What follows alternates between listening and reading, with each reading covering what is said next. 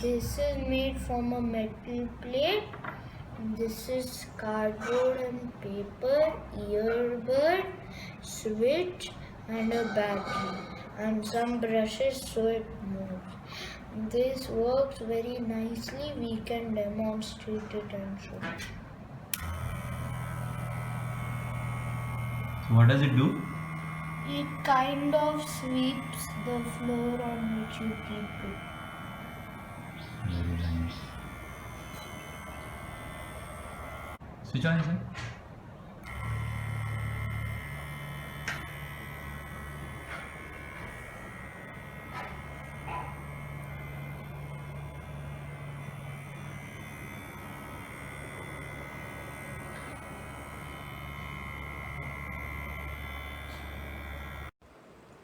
This is a platform to demonstrate use of vibration as a ambulatory motion.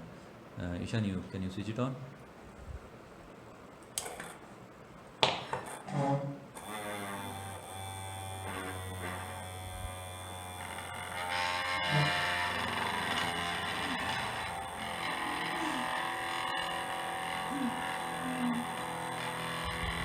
So we are using a battery, motor and a switch and a propeller to move an object.